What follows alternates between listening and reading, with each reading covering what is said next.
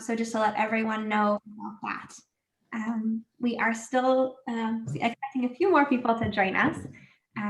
So as people get on, we'll give them some time to get on. I just want to say, first off, thank you so much to Jim and Tamar and to our whole social justice TEkun committee for making this conversation possible and for enabling us to all gather together to begin and to continue this really important work in this new season. And it feels, the timing of this could not be better. It feels like a moment of our country's awakening, and of our own awakening to be able to look at the role we play in establishing and creating a just society. So a couple quick Zoom checks before we get started. One, I just want to make sure everyone can hear me. So perfect. Get a thumbs up. Perfect. Also want to say, if you've gotten in, you can change your name by clicking at the bottom left on your name. If your name came in as something not your name and you're going to ask a question later in the class, and you don't want me to call you iPhone or computer or whatever automatically populates that screen, feel free to change your name. And if you're having difficulties changing your name, we have our amazing Samantha Price, who is my dear colleague who's here, and she would be happy to talk you through how to change your name so that we can call you appropriately. Later on in the class, there'll be a time to ask questions and to sign up to share, and that will be really helpful to have your correct name there. Before we get started, I wanted to just share a couple of guidelines and one disclaimer. The disclaimer is, I want to just acknowledge that it feels in many ways daunting to try to represent this book and to unpack all of it in this evening.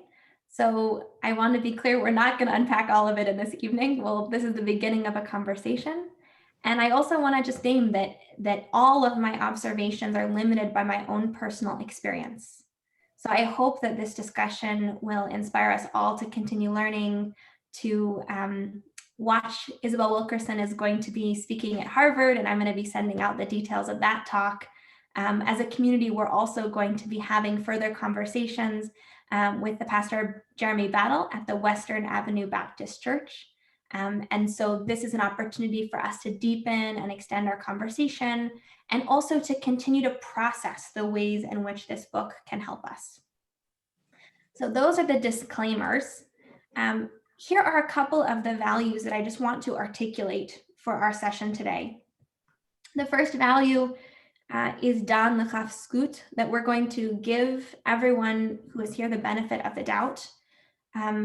All of us are coming at this from different personal experiences, from different levels of education and exposure.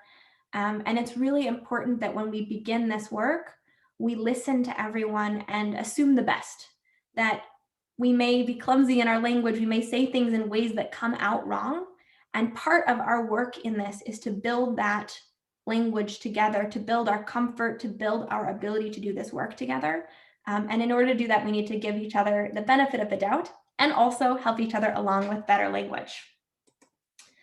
The second guideline and ground rule I want to articulate is that Adam Yechidi Nivra, that we want to remember that each one of us is created uniquely on this planet. And even though, there might be people that grew up next door who had the same socioeconomic level and went to the same schools and had the same religious practice, we know that we are different and we have different unique experiences. As much as possible, we're going to try really hard not to generalize about groups of people and instead to speak from personal experience about personal experience. In some cases, we're going to name generalized oppressions and challenges, but we're going to do our best to speak from personal experience. And our final guiding principle comes from halakha. In halakha, there is an idea of le'atchila and b'diavad, that what you do at the beginning versus what you do at the end, what you do in ideal reality versus what you do in the real lived world. And so our conversation today is going to be focused on the ideal world that we hope to create, a world that is free from racism, a world that is free from socioeconomic, from class inequities, from poverty, right? We're working towards a world. Yeah. And at the same time, we're trying to think about b'diavad in this world that we live in now. How can we make a more just, a more whole, a more equitable world? So I hope that makes sense, or those are sort of our guiding principles. And now we're going to jump into the discussion. Is everybody good? It's a wild thing teaching in Zoom because perfect. So I want to share a couple of reflections that I had on Caste. Overarching reflections and one definition. And then our plan is going to be that we're going to divide up into breakout rooms. And when you get to the breakout room, each group will have a sheet of questions and you can focus on those questions, and then we'll come back to have a conversation together. Good so far? Excellent. So one of the things that I found so deeply interesting and powerful reading Caste actually happened right at the very beginning of the book. For those who have read the book, if you haven't yet, feel free to pick up a copy. For me, the first chapter was so beyond powerful.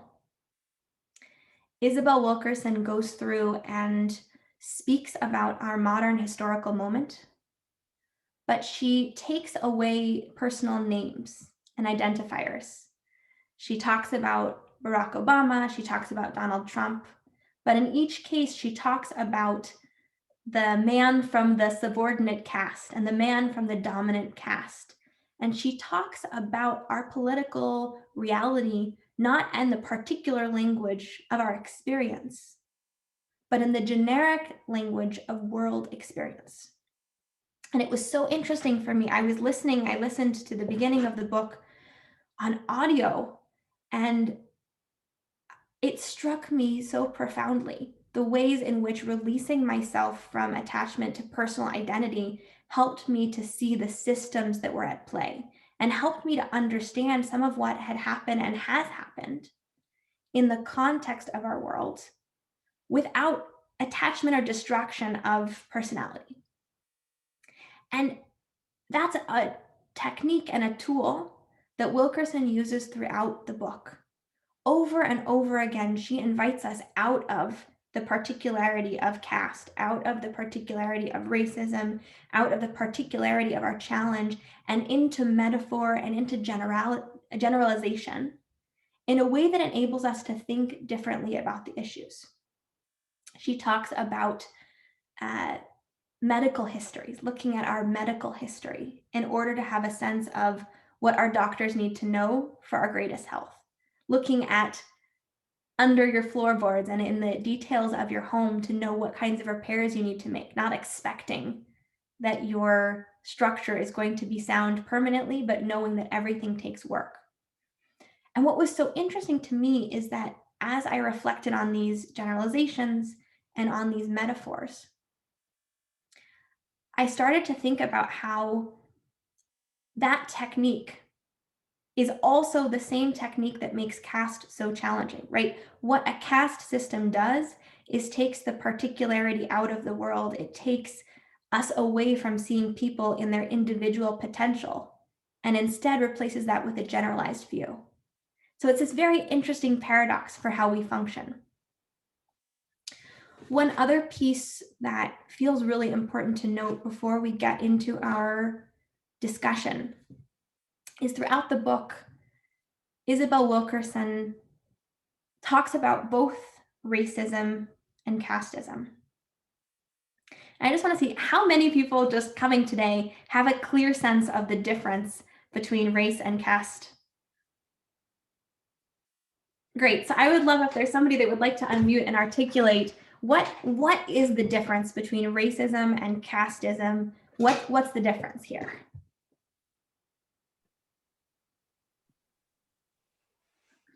Go for it.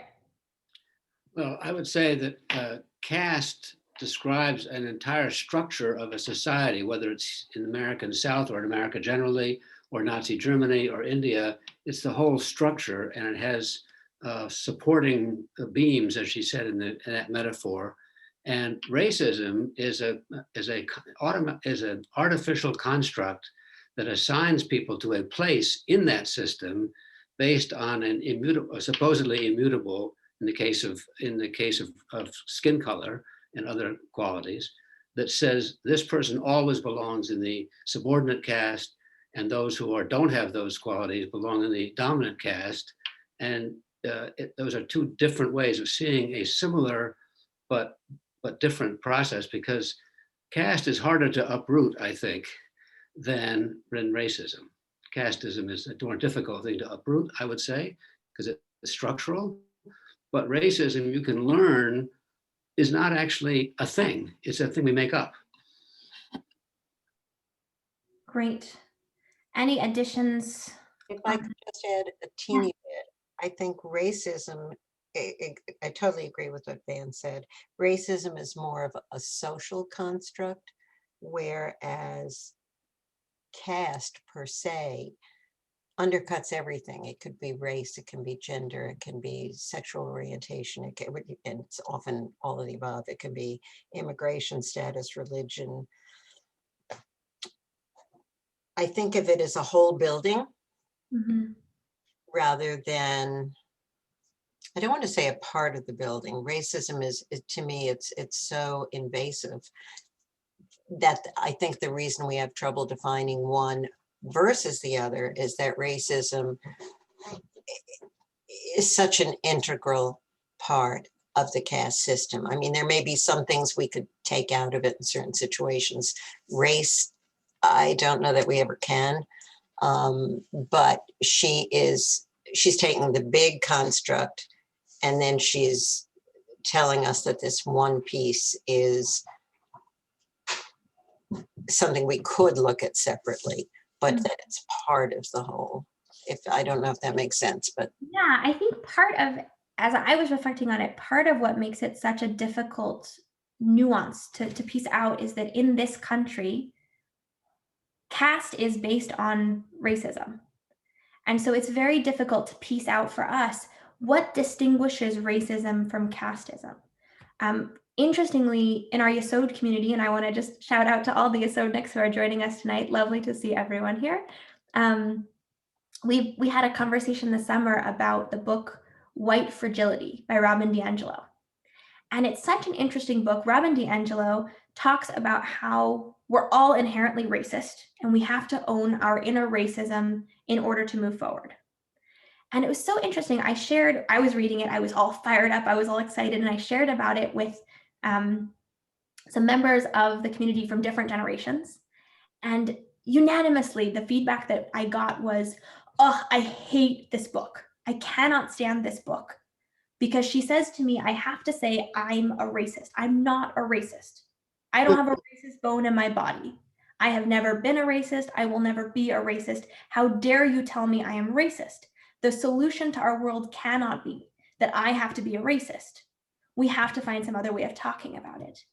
And what was interesting to me about reading Isabel Wilkerson's take is that she separates, and what I heard her saying is that racism is when you are biased out of hatred, when you use social cues, in this case, race, to oppress, to persecute, to harm, to disparage others from a place of hate. Casteism comes in, and the place where casteism is different is casteism is not about hating people. Casteism is about maintaining a status quo. It's an attachment to a social hierarchy that may be based originally in race and racism, but we are maybe moved beyond racism. We're no longer attached to that hierarchy out of hate. We are attached to that hierarchy out of our norm. And in the same way that we are attached to our routines, right?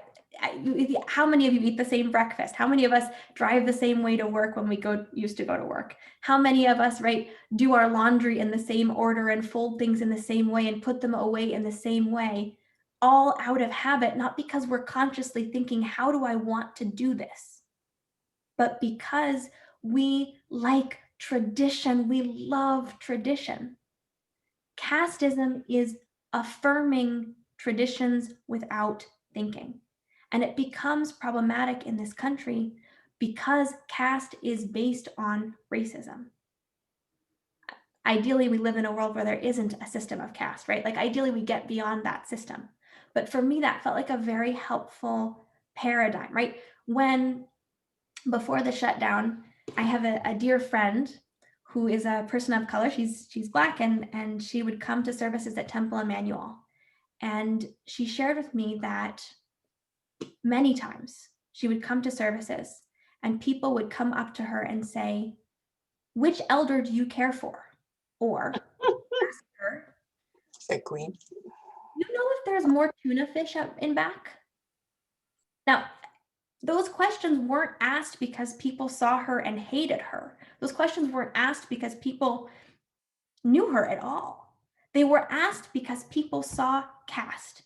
And in our caste system, we didn't see the possibility for a Black person to be in services of her own volition because she enjoys Jewish community, and instead assumed that she would be a subservient class performing a role in our community. So I'm really grateful that we have this opportunity to work on this, right?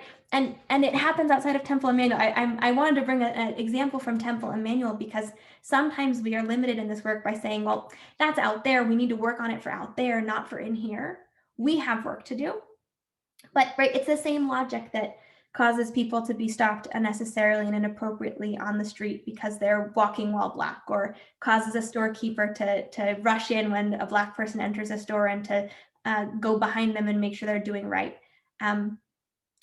This is a principle that operates throughout our community. And when we can acknowledge, and this is partly why I shared in the questions, how do I benefit from caste? Where am I in the caste system and how do I benefit from caste? That's the beginning of our process for how do we begin to dismantle caste and intentionally make different choices. So with that, what we're going to do is we're going to move into breakout rooms. Samantha is going to put into the chat now a guiding sheet. I've put together a sheet of questions that you'll talk about with your group, and I'm just going to ask everybody if you can download that sheet, and if one technologically adept person in your group can share their screen, you'll be able to look at those questions. There are too many questions to answer now, way too many questions to answer now. So please focus on the question that's most of interest. Your group is going to be a group of about 10 people. So you can work out conversation norms within that group, and I'll be bouncing from group to group. I'm going to put in the chat my cell phone number. The funny part about Zoom is that we can do everything except have you communicate with me directly. So if you want to just jot down my cell phone number, if your group needs help, or if you have a question, or if you want to talk about something with me, send me a text message. I've got my phone right here, and I will reply to your text and then come to your group. I just want to make sure everybody, is that clear? Anybody have questions, comments, concerns, excitements? Van? My question is whether you're going to be authorizing us by co-hosting or so on to share our screen. I've set it up, but I need to be authorized. Yes, you are authorized and empowered. Please do so. And thank you.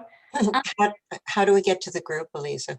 Samantha is going to make magic. Actually, Samantha, you're great. All you have to do is press yes. So just take down my cell phone number and get your download that document. And I just want to make sure everybody's ready to go. Eliza, before you do that, what are the rules for speaking when we're in a large group? Do we raise our hand? I mean, how do you want to acknowledge us without interrupting somebody? Excellent question. So we're going to be moving into smaller groups where it's much more flexible. In this group, I would love for everyone to feel empowered to use the chat function and type in messages or discussions or ideas. That way I can respond to them in real time and we can all see them. Also, there are too many of us to respond individually, but we can do that. We can share individually and respond to each other individually via chat. But yeah, the individual groups will be, you'll find your own rhythm. And then in the larger group, when we come back, we'll have a different structure, which I'll share when we get there. Okay, thank you. Great. Liza, Question. where is that list of groups? I'm looking around here, not finding it. It is not there yet. Oh, okay. I'm going to open the rooms right now. Okay. So, Thank you. my pleasure. Just a second. Oh, Whoops. I can work on them, Elisa.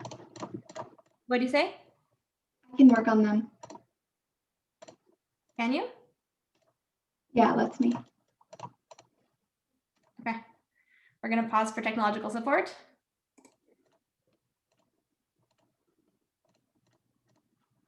Great. While we're doing this, I just want to ask for any other comments or questions or ideas as we're getting the tech set up for these breakout rooms. I have a question. Are the questions in the group the same as what you posted in your email to us? To make it extra exciting, no, they are different. Feel free to reflect on those questions I sent you in the email, but these are different questions Got about the email. the book.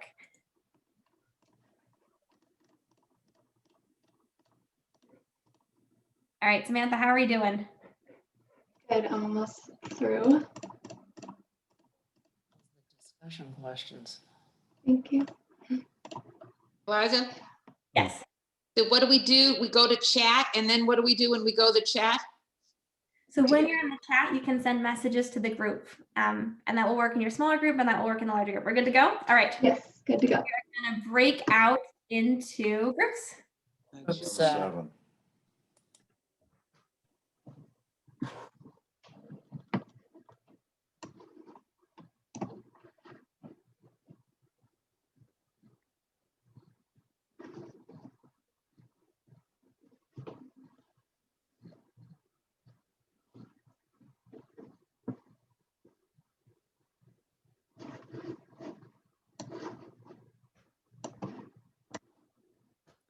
Perfect. Perfect. And everyone here will be part of this group, and feel free to discuss. I will be right back. I'm going to join my room and then come back. Lisa.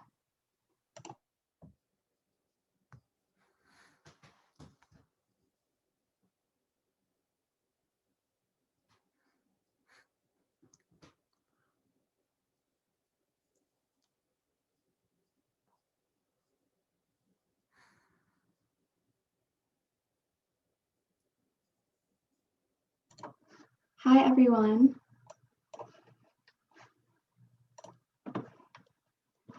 Breakout rooms was giving me a bit of trouble earlier, but I think we figured it out.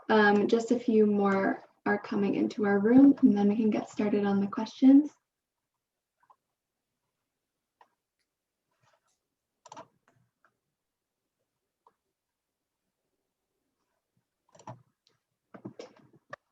Rob, hi, Natalie, Kayla, Josh. Hey, Rob. Hello. Everyone else. Good to see you all. You too, Sam. Thanks. So did everyone get the link that I sent in the chat? The questions? Yes, Yes. I believe so. Okay. Hi, Naomi. How are you? Good. Nice to meet you. Okay, so does everyone have it opened up, or do you want me to? I can share my screen actually.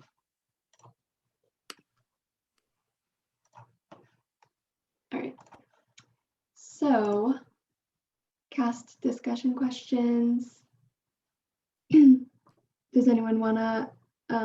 Those are the ground rules Elisa mentioned. Okay, so discussion questions. Before reading this book, how do you consider that the United States of America is based on and perpetuates a caste system What does this change for you?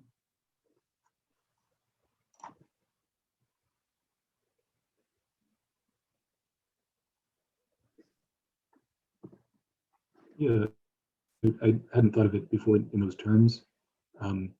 One question I had is how much, I mean, the question of perpetuates, right? I mean, so I think it's pretty clear that like in the South, in the Jim Crow era, there like was a caste system. I'm not sure exactly what it looks like now. I mean, now it's more about custom and about habit and about sort of people's expectations. And I mean, a metaphor of a caste system is interesting now in that there are some people who are higher and some people who are lower, and people get like surprised if someone tries to step outside of their zone. But yeah, I definitely think in like, 1915 Alabama, like there was a straight up caste system. But I wonder what other people think about what we are like today. Yeah, I think I felt like this book put words and like language to something that I feel like I had perceived but hadn't like contextualized that way. So I think what I'm saying is no, I hadn't thought of it exactly as a caste system, but I think the, you know, social hierarchy concept was something I definitely thought of. And while I agree that like the caste system was way more rigid in the Jim Crow South, I think that it definitely still exists today. Yeah, and I think one thing that I found really helpful was also like I think thinking about a caste system, it also gives you like a sense, gave me personally a way of thinking about what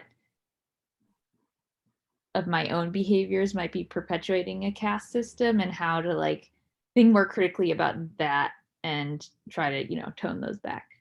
Because like I obviously I like am not actively, I'm like trying to be anti-racist, but I think just thinking about it in the new perspective gave me a new angle in which to like critique my own action. So I found it like a very helpful framing.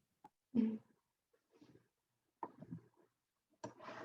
I agree with Natalie that I hadn't thought about it as a caste system, but as it was described, I was like, yeah, that fits. That makes sense to me. And then I was actually really glad that Elisa brought up that point about Jewish community. I know she was talking about Temple Emmanuel, but I think Jewish communities in general and the caste system that really gets developed within there. And I was thinking a lot earlier today actually about this idea of how often we're so eager to help outside of our communities and look for ways, we think about Tikkun Olam and thinking about ways in which we can heal the world. And, we're often putting up the banner of Joshua Abraham Heschel walking alongside the freedom marchers, in the March from Selma.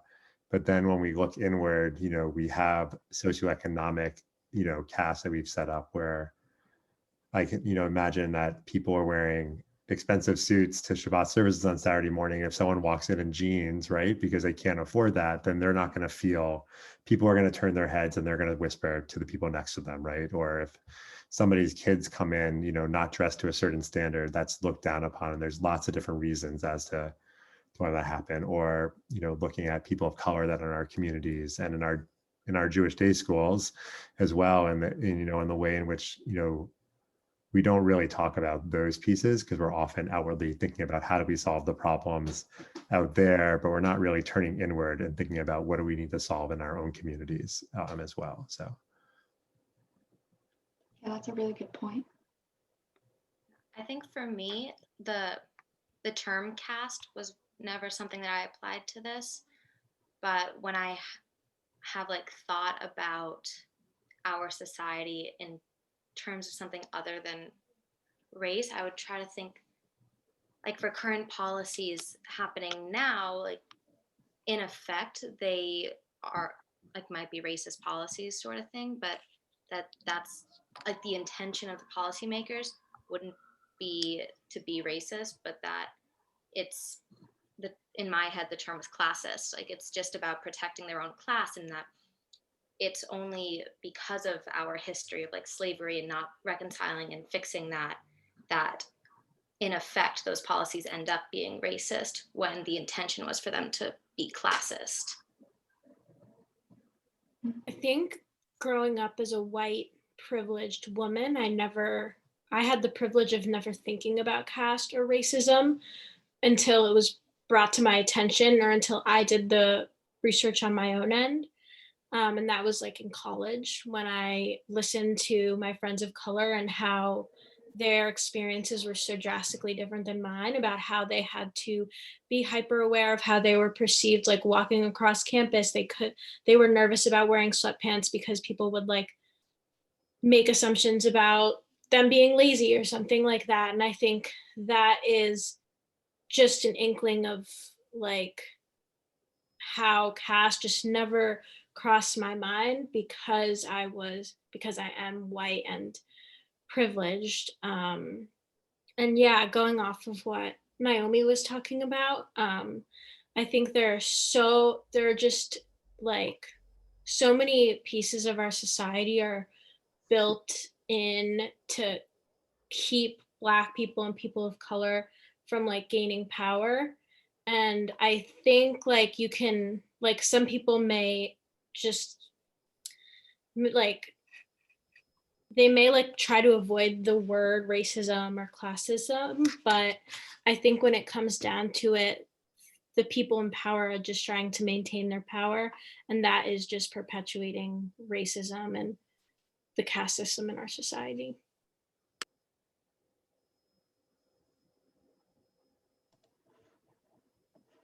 Yeah. Did anyone else have a point to talk about from the first question?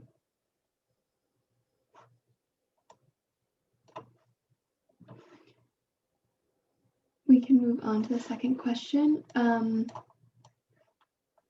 Wilkerson writes about the plight of Black people in this country, Dalits in India, and Jews in Eastern Europe before and during the Shoah. What is the effect of visioning caste as a pattern and not as a unique set of circumstances? When Dr. King saw himself as an untouchable, how did that empower him and what did it change for him? When we see ourselves as part of a caste system, as previous victims of a caste system, how does that change what we do now?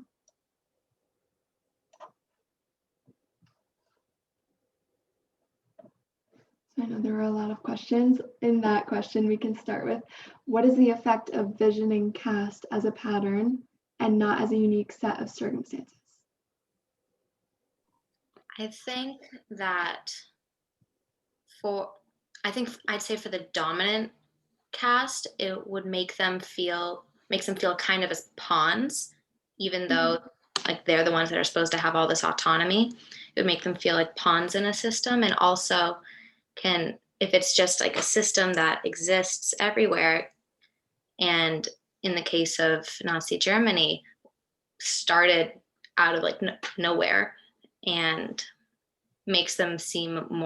could make them feel more vulnerable to being at any moment like part of a subordinate caste.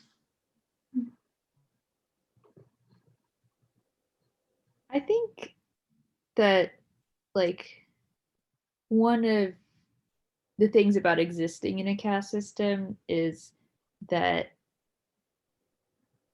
the inevitability aspect of it, is that it's like ingrained in everybody that the system is how it's like supposed to be. At least that was how Wilkerson described it in the book.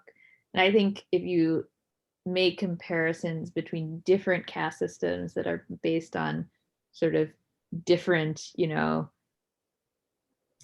invariable qualities, it makes it harder to like maintain the illusion that the order of things is like the natural order of things. So I think it's helpful to have that comparison because of that. Off of that, I think it also emphasizes the arbitrariness of what societies choose to base their caste on. I would just say what might be kind of the obvious point, that by envisioning it as a pattern, that means that we can like take lessons from different historical contexts.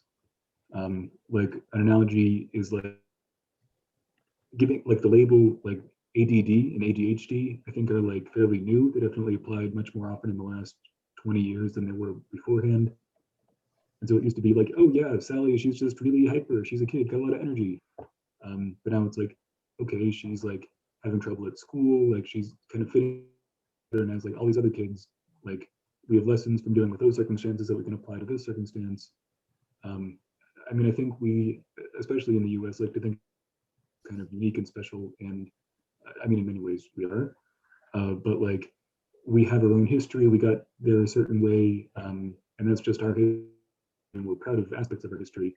And so we're seeing ourselves as kind of unique and seeing like a larger framework, like, well, these people did it that, and then these other people did it like that, especially when the comparisons are not necessarily good ones, not people we want to be compared to.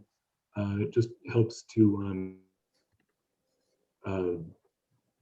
suggest ways to change the system.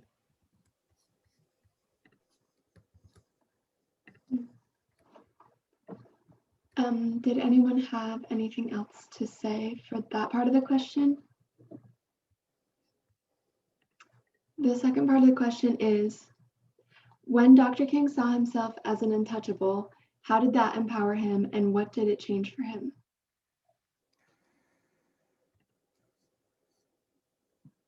I don't know if anyone has ideas on that.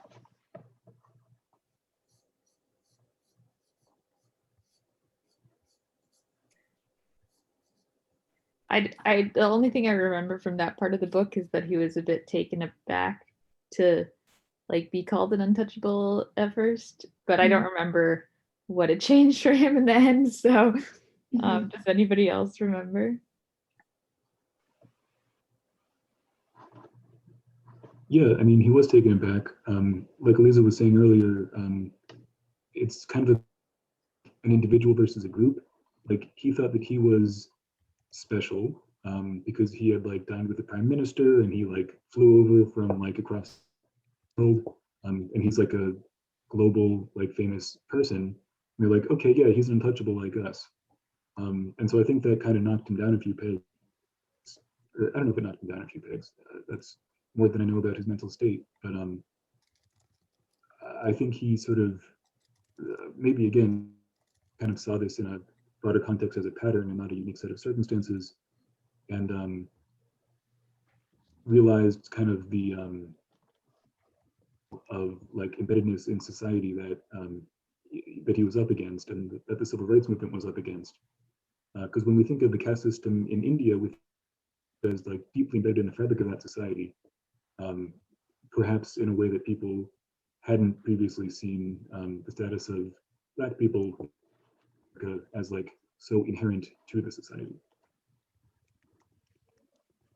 I think it kind of, I mean, I don't think he ever forgot it, sort of thing, but I think it really reminded him of the ubiquity of his caste. Like there was no escaping it. As much as he accomplished, as much as he did, that was still his rank. And I guess after meeting with all those dignitaries, he forgot that for a moment, or it just was hammered in that moment.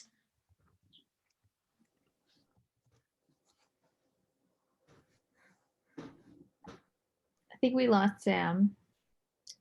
Do we want to move on to the next question? Because I think we didn't have like, I think we have 15 minutes total. So does anybody have like a favorite question that we could get skipped to? Oh, Rob, you're sharing. Great, thanks.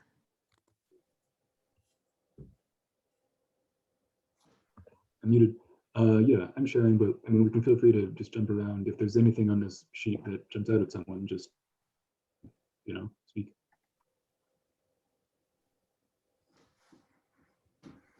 What did you all think about the part that talked about how the Nazi Party was based on like how how our country treated our African American citizens during like the Civil War and the slavery periods.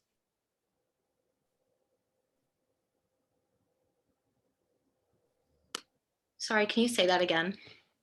Yeah, there was a part of the book that talked about that the Nazi, when they were developing the Nazi party, they like took notes from how the US treated African American citizens during like the slavery movement, or not movement, the slavery period, and um like pre-civil rights period, like specifically in the South.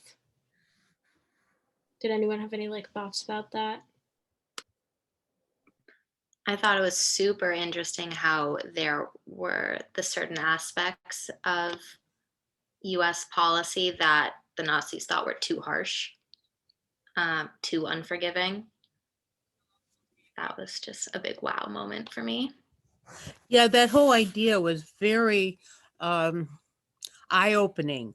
And I've been thinking about it, and I didn't read the whole book, but I heard her speak, and I've got to read it over again because that was just mind-blowing for me.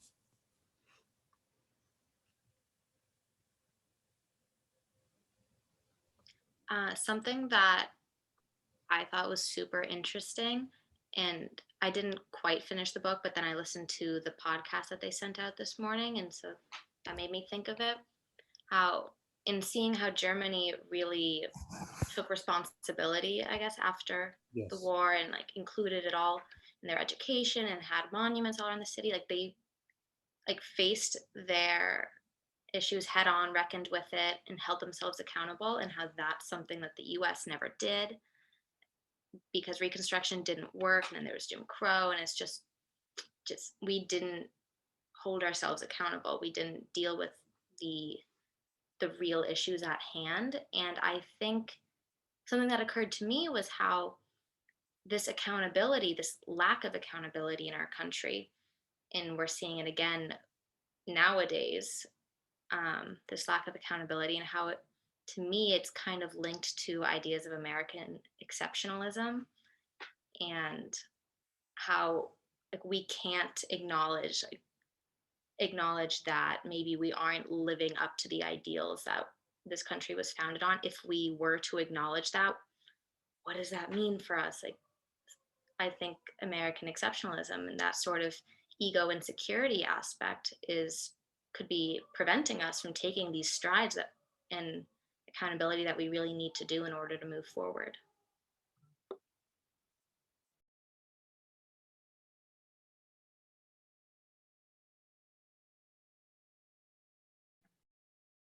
I like. Oh, sorry. Go ahead. Oh no, no. I was just gonna say I liked your point about American exceptionalism because I feel like maybe there's even some sort of, or like Americans perceive some sort of like class hierarchy between nations, and like we don't want to give up like our dominant position there. So I don't know, just something I thought when you were saying that. No, that's super interesting, looking at class on the global scale also, and seeing how we also consider like African nations and stuff like that. I just think it's very ironic. And today, we now have hopefully a Secretary of State who's a child of Holocaust survivors, which is like mind-boggling. But you may not know it, but during the 30s, Jews were prevented from coming to the United States by our State Department. So it's just what a fascinating caste system we have. And I was reading, sometimes I think it's easier for us to see it in another country versus our own country. And I was reading Trevor Noah's Born a Crime, and he talks about South Africa. And it was really a pulling together of some of what she's talking about, but it was easier to see in South Africa. for me, than in my own country. Yeah, I think also with our caste system, what you mentioned about Jewish history, I think using caste instead of race allows us to see the evolving nature of caste and like how we chose to define whiteness in our society in order to benefit our existing caste, and like Jews being excluded from it, but now being welcomed into it. I think it's a very interesting way or phenomena that is more evident in the caste terminology.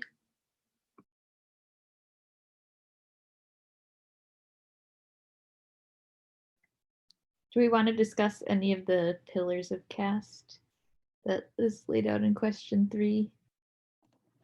Yeah. Like, I guess like we could talk about which ones we think are still alive and well in our society and which maybe are less so. Yeah, I think a lot of divine will is kind of gone. Cruelty as a means of control is arguably still there, but definitely like reduced. But what I think is like there the most is heritability. Someone made a point that I thought, well, this actually says unlike class, but a few minutes ago, someone made a point that I thought was really profound, that policies that are classist end up being racist. I mean, one question that we could talk about or not is how like deliberate these things are. Like, so the people who are in power want to maintain power because power corrupts, and so that is bad. But then if the people in power are white and the people who like want to gain power are black, then it ends up being like black people being deliberately pushed out of power, but it's like not a racial thing, but it ends up being a racial thing. So that dynamic is something I think of a lot.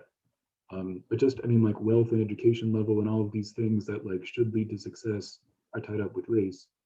Even if we have a meritocracy, if we have unequal starting points, that ends up having sort of racially correlated effects.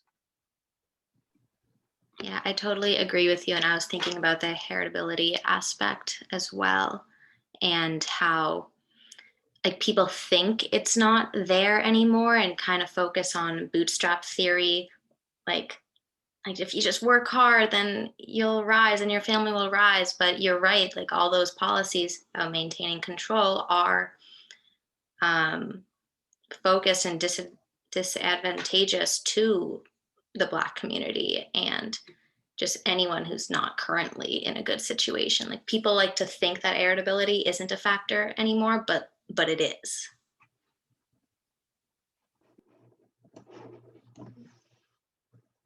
Yeah, I think one thing that I think is still really unfortunately prevalent in our society is like the occupational hierarchy, where I work in the tech community and it's just like not very diverse.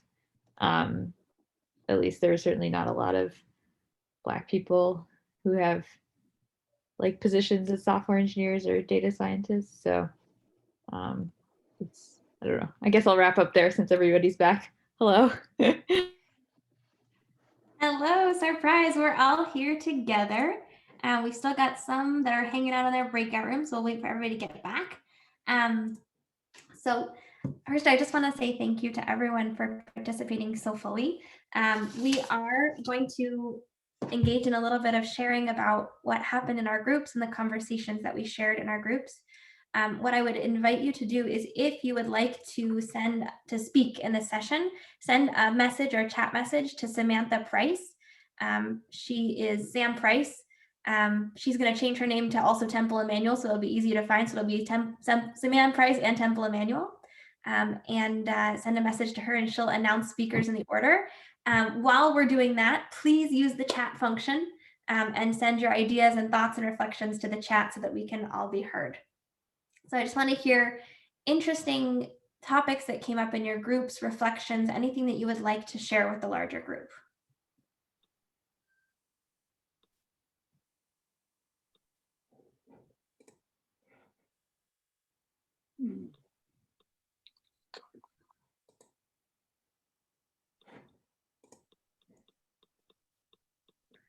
And if there's someone that would like to kick us off, feel free to unmute, and then Samantha will announce after that as she gets more people to sign up.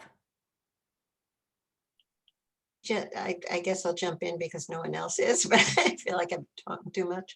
There was a lot of discussion about caste versus race, and I think it's a very complicated issue. So I don't know that we came up with very, very clear definitions, but I think there were different opinions in the group and different ways of approaching the overall issue. So I'd rather other people from the group speak. But it was interesting to me to see how many different ways of looking at things people seem to have, because I know exactly what I think, but I'm not sure. I think some of us were on one page, and I'm not sure if we were all on the same one. That's not very helpful, sorry. No, this is, we're all muddling our way through. I believe Rob is going to be our next speaker, and if you'd like to speak, feel free to sign up in the chat and also send messages through the chat. Yeah, also one thing that we were talking about that I've been thinking about, so one of the pillars of caste is heritability. And for me, this relates to kind of also the whole question of intent. Like people think about people who are racist as like hatred. And so one of the things we're talking about here is like casteism and like restricting people and subjugating people like without hatred, which is kind of a weird note. Can't hear. Tied into the idea of structural racism. Structural racism as opposed to like interpersonal racism. But with heritability, I mean, as long as we privilege things like education, I mean, like wealth is inherited, it's literally inherited. And then people's ability to earn wealth, like their education, their sort of aspirations in a career way are also inherited parent to child. And so even if we have like a pure meritocracy, then people who like whose families are ahead will remain ahead. And so even if it is a pure meritocracy with no hatred, just because people have unequal starting points, people will sort of end up in unequal ways. So that's a tricky way that the system kind of treats itself. Mm-hmm. Thank you. Fran Feldman. We got into a little bit of what Robert, I think maybe you were talking about, but I'm not quite sure. We got into a little bit of a discussion of caste and class and whether Wilkerson defined class enough. I'm not sure all of us kind of followed that. Maybe Barry can talk a little bit about what exactly he's referring to, but I think Barry felt that there wasn't enough of a distinction drawn or an understanding of how class plays a role. But many of us would, I guess, say that class comes about from racism and the fact that in our society in America, Blacks have never had the kinds of opportunities that other races have had. And that leads to obviously social and economic and educational differences that are extremely hard to overcome. But the one thing we did kind of agree on is that we were all racists because we all notice race. We all notice color. And admitting and understanding that we all notice color for good or for bad. I know my own personal search, and I think maybe other people shared it, is how I myself can overcome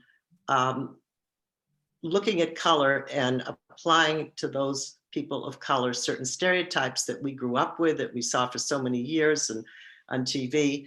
And maybe in our generation, it's much more affecting than it is in younger generations, but that's an issue I deal with. And at this point, after seeing police actions, driving while Black and, $20 counterfeit bills and getting killed, getting murdered by policemen, and the George Floyd and all the other people who have, jogging while Black and sleeping while Black and running a red light while Black. I just feel that at this point, when I look at the way Blacks are treated, I have to excuse everything that Blacks do, good or bad. Not good, that I don't have to excuse, it's the bad that I have to excuse, but I just do, because people that has been that put upon for and put down for so many years and living with racism all around them. You can't escape it, and I don't know how you break out of it. So, many people have managed to, but so many have not. Thank you, Fran, so much. Alice.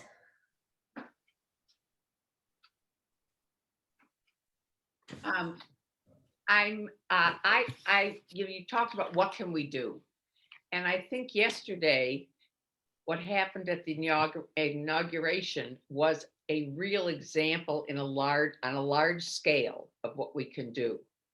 We can try to make sure that we include everybody, and the inauguration featured people, performers, and and politicians of many different backgrounds. And I think that was done in a very studied way. I remember when on television there were only white people. That's in my ancient days when I was a kid. And I think it was a wonderful lesson. And there's the vice president, who is a woman and comes from, and has background from Asia and Black. So I think that there's a much greater sensitivity to it, especially after a period, and I hope will help change, after a period when racism was validated by the power structure of the country. And that was behind, I think, a lot of the people who supported Trump. Some people, I heard some professor say that Trump was the first white president because he was counteracting the terrible thing that had happened of having a Black president. And he wanted to change everything that Obama did on that basis. So I think there is movement, but it is insufficient. It has to be something that becomes part of the culture. Thank you, Alice. Our final speaker for tonight is going to be Jim Cohen. Again, please feel free to use the chat function to share other thoughts and ideas. Jim. Well, one thing that came up in our breakout room was whether, as Jews, we also were part of the subordinate caste, given the history of anti-Semitism. And I think there were some differing opinions about whether we were in a more subordinate caste or not, or whether somehow anti-Semitism was different than the caste system. And I don't think we had total agreement on that, but it was something that we did discuss. Yeah, so I want to say thank you so much to everyone for participating so fully.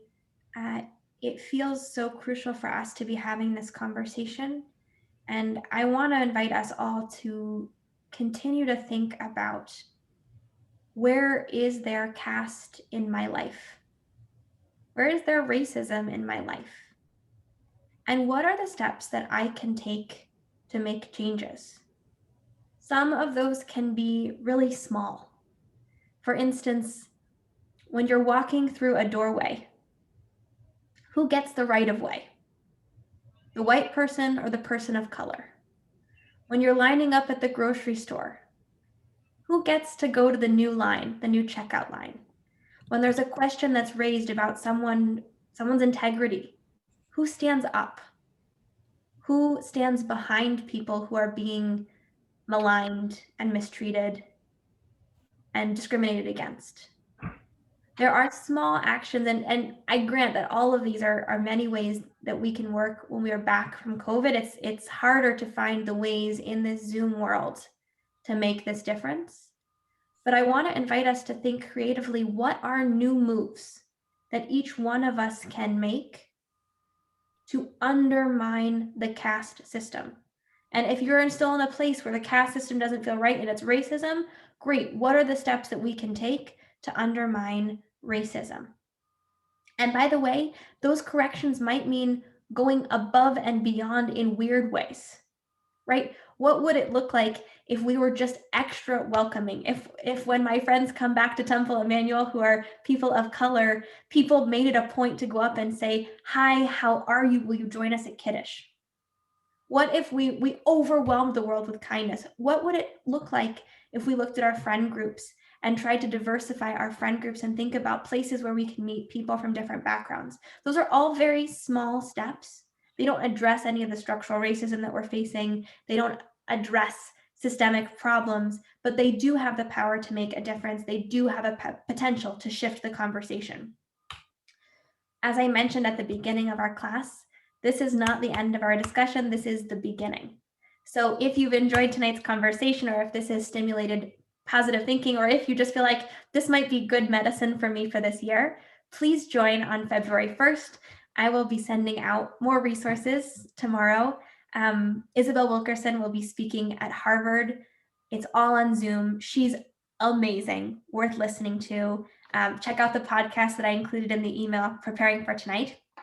And also Rabbi Gardenswartz and Jeremy Battle, Pastor Jeremy Battle, are going to be leading a community conversation between the Western Avenue Baptist Church and our own Temple Emmanuel.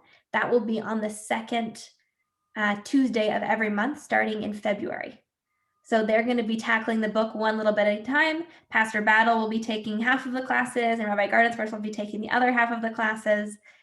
And it's sure to be a really interesting conversation and a chance to have that conversation outside of our Temple Emmanuel or Jewish community bubble.